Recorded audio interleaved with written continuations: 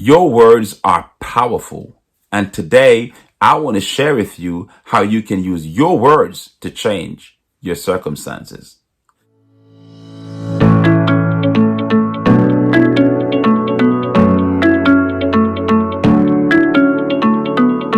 Hi, my name is Esron, and welcome to A Word for You. If you're like most people, you may be using words against yourself without even realizing it. Let's hear what the Bible has to say about your words. In Proverbs 18, verse 21, the Bible says, "The tongue can bring death or life. Those who love to talk will reap the consequences." So let's look at the life part as the consequences of positive words that you speak, and look at the death part as the consequences of the negative words that you speak. Now, what is clear about this is that you will reap the consequences. In other words, your words will become your reality, whether it is life or death. It is easier for us to speak negatively than positively. It is just natural to be negative. That's just how we are. That's our default mode, just to speak negatively. And you don't have to take my word for it. I want you to start listening to your friends and your family members and your co-workers. Just listen to them speak. And you'll realize that more often than not, they're speaking negative words. But most importantly, I want you to start listening to you speak. Listen to yourself speak. You'll be surprised that you may be speaking negative words against yourself without even realizing it.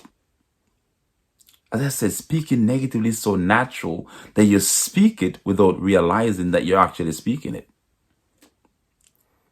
How often have you heard people say, "I'm so stupid, I'm so dumb, I'm a fool, I'm an idiot"? Oh, they're having a headache and they said, "My head is killing me." How often you heard these negative words? I've heard them so many times. You have people out there who are cursing themselves using all these negative words and cursing their spouse, cursing their marriages, cursing their children. So when they curse their marriage and the marriage fall apart, they're surprised. They're saying, "What's happening here? Why did my marriage fail?" The words you're speaking. You curse. So some people curse their children, call them fools, idiots, stupid, and all sorts of bad negative names. And then when these kids start to act foolish, they get angry. I mean, really? You shouldn't get angry. They just do what fools do. You said they're fools and they're acting foolishly. Why are you angry at them? You sow the seeds and they are the fruits.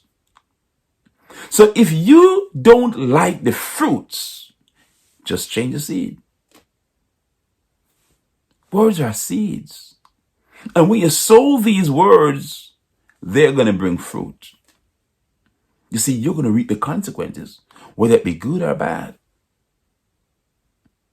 So you've got to decide if you want to carry on speaking negatively and reaping all these negative consequences, or speak positively and reap the positive consequences. You know, many years ago, I had a friend who was going through some difficult time in her marriage. And she came to me for advice.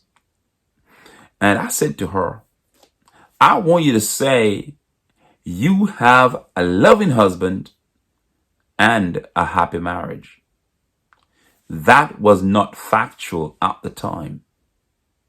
But remember, we said that your words, you can use your words to change your circumstances. So her circumstances needed to be changed. And I told her that, hey, you need to say this every day, multiple times. You're going to speak. You're going to prophesy into your marriage what you want. Her husband wasn't showing any love. Her marriage wasn't happy.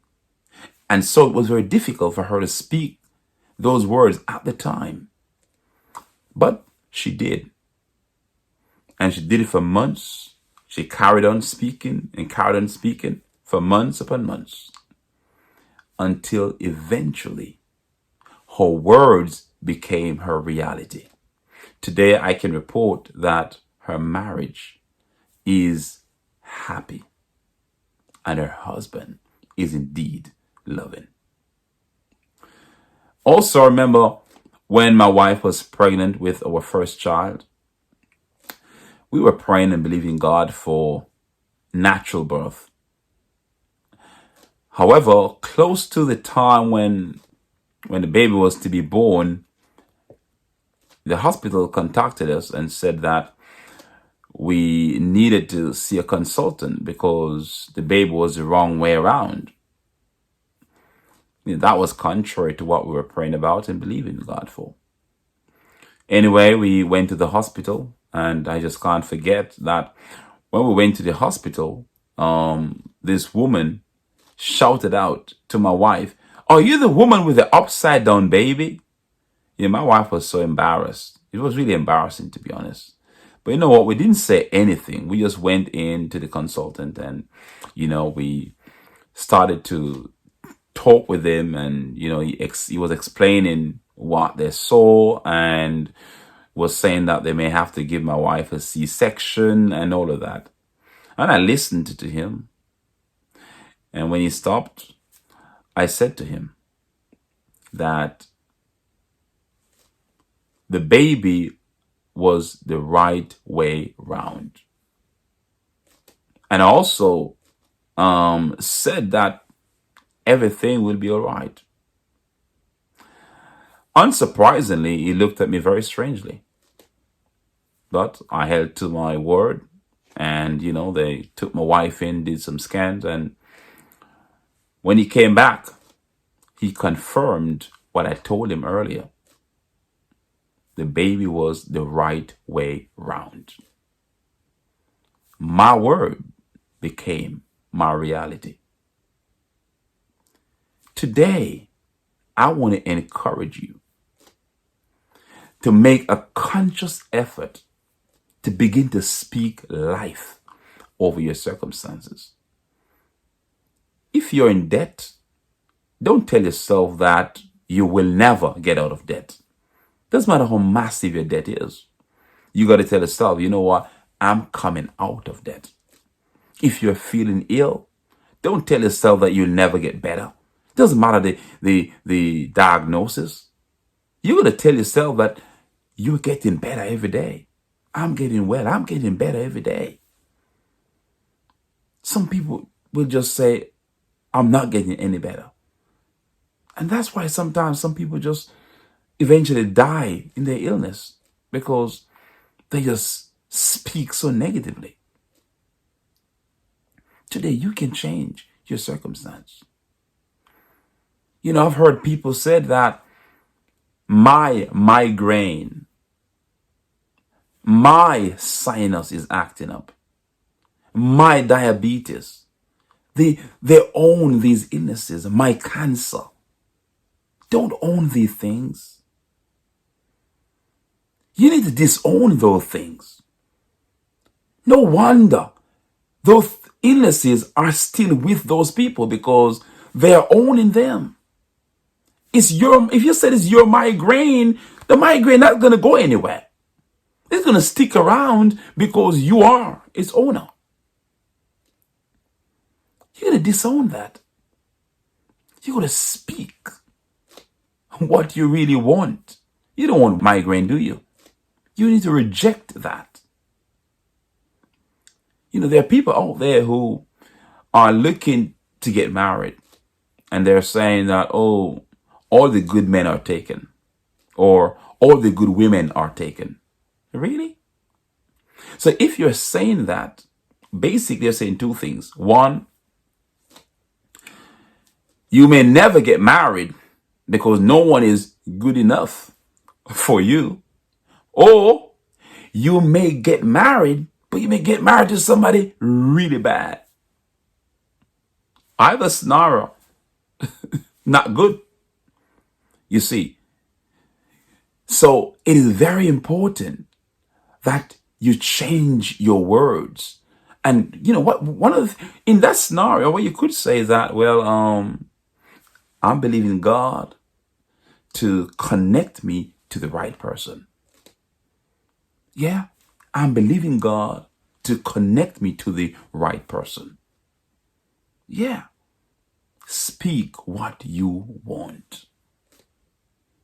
Use your words to change your circumstance. There are too many negativities out there. Don't join the mass. Try and be different. Use your words to speak blessings and not cursing over your life and over your children, over your marriage, over your circumstances. You know, for example, you could say that no weapon formed against me will prosper. How about saying that? How about saying that I'm blessed and highly favored? How about saying that I'm getting better every day? I'm getting out of debt. Speak what you want and watch your words change your circumstance. If you have been blessed by this word, I'm going to ask you to like, share, subscribe, and hit the notification bell so you never miss a word for you. Until next time, stay blessed.